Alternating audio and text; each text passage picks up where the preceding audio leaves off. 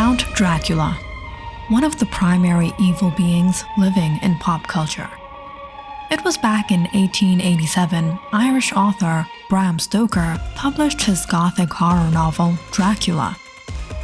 Everyone knows the famous story of how vampire Count Dracula attempts to move from Transylvania to England in order to find fresh blood and spread the curse of the undead.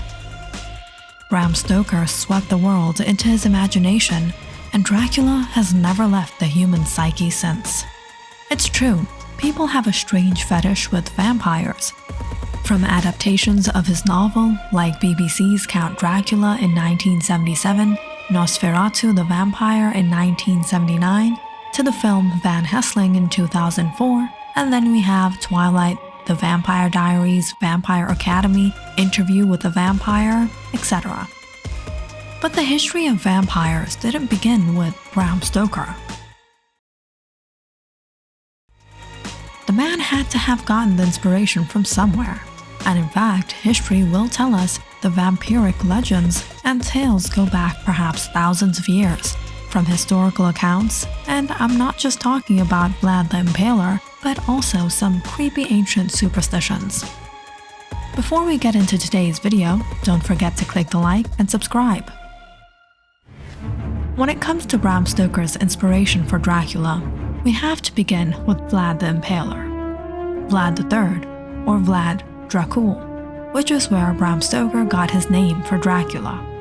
Vlad III, 15th century prince of Wallachia, Romania, acquired the name Dracula because of his father's name, Vlad II Dracul. It was Sigismund, king of Hungary, and the future Holy Roman Emperor, who initiated Vlad II into his society of knights. The name of the society was the Order of the Dragon, and their purpose was to fight the Ottoman Empire during the Crusades. Vlad the Impaler was famous for his cruelty and savagery. His practices were horrendous and probably inspired a lot of dark tales, and not just of a bloodthirsty human bat hybrid of a vampire. Vlad III was famous for nailing Ottoman officials' turbans to their heads, impaling hundreds of thousands of people, roasting children and feeding them to their mothers, washing his hands in the blood of his victims, and in some versions even dipping his bread in the bowls of their blood. Vlad III was the epitome of the horrific vampire of our imagination. But there is also another lesser-known inspiration for vampire myths, or Bram Stoker's Dracula, a woman known as the Countess of Blood, or Elizabeth Bathory. Born on August 7, 1560, Elizabeth Bathory is often referred to as Lady Dracula by many sources, and for a good reason. She was, or still is, one of the most prolific female serial killers of all time. Bathory had a penchant for targeting young girls. She had a whole torture chamber set up in her castle, and enjoyed to torture the female servants, thereby jamming pins and needles under their nails and covering them with honey, leaving them to be feasted upon by insects. And when that didn't satisfy her thirst for blood, she began to abduct peasant girls and went to insanely sadistic measures to take their lives. It is recorded this insane woman would even bite chunks out of the girls' bodies and believed that drinking their blood would make her immortal. Fortunately, she was caught when she began abducting young women in ruling families of Transylvania. Now, going beyond the historical figures that inspired Bram Stoker to write the most famous vampire story of all time, let's now take a deep dive into the traditions of the vampire in folklore and mythology across the world, and not just in Romania or Transylvania.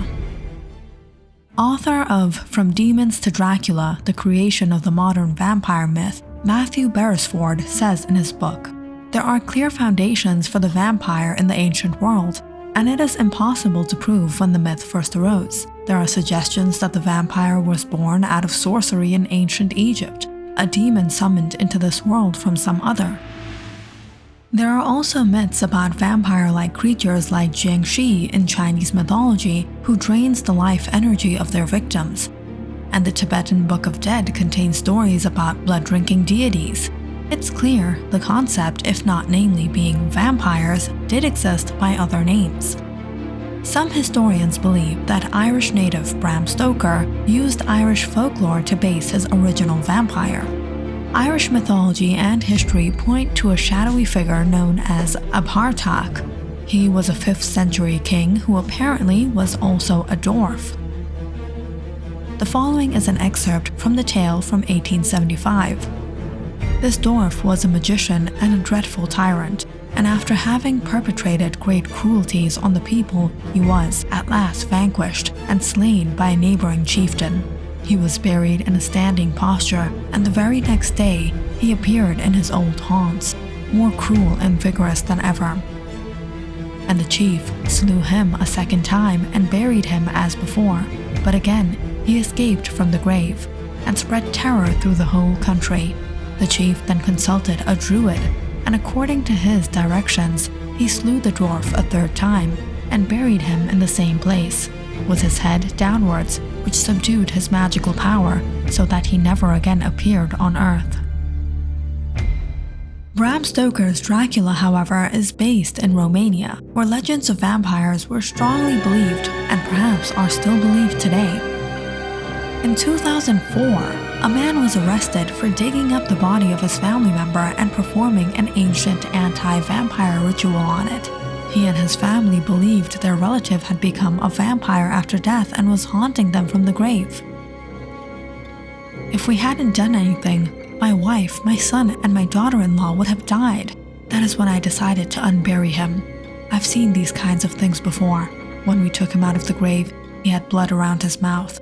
We took his heart, and he sighed when we stabbed. We burned it, dissolved the ashes into water, and the people who had fallen sick drank it. They got better immediately. It was like someone took away all their pain and sickness.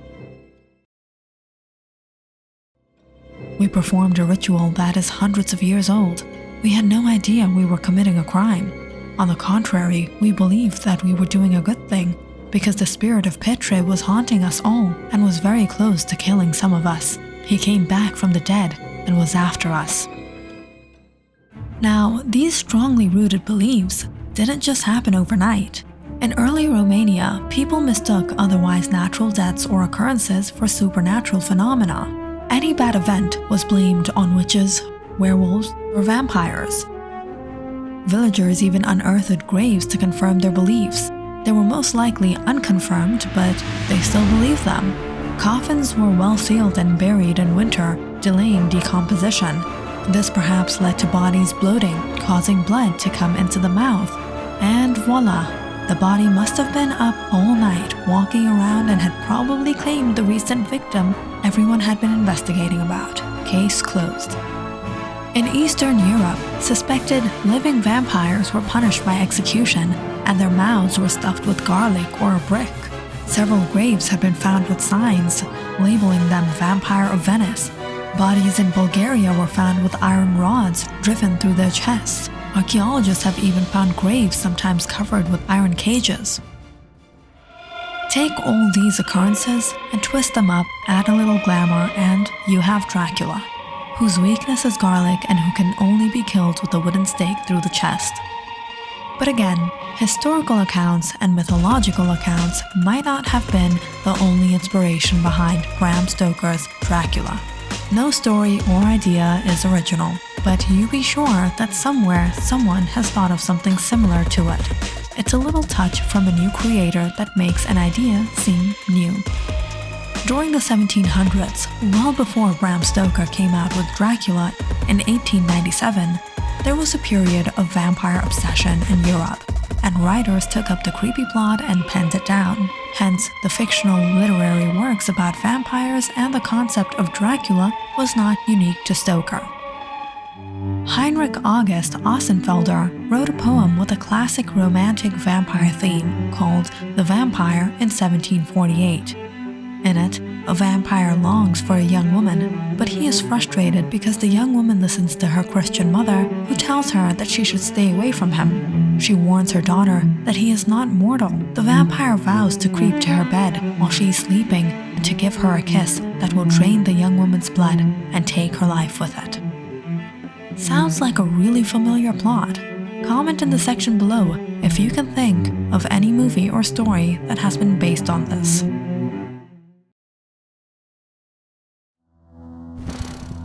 Another popular fictional literary work was Carmilla.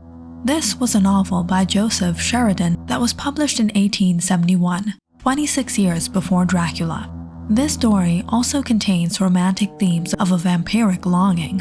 However, unique in concept for its time, the female vampire Carmilla desires a female protagonist.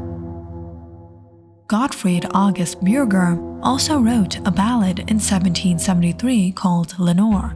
The phrase, "for the dead ride fast," was in the ballad, and Stoker used the same line in his novel Dracula. Clearly, there are many versions of the vampire story, whether it takes the form of sparkly pretty vampires or the darker shadow like that of Bram Stoker's Dracula. The history of Dracula may have had many inspirations. Either way, the immortal Dracula in our minds continues to live on and on.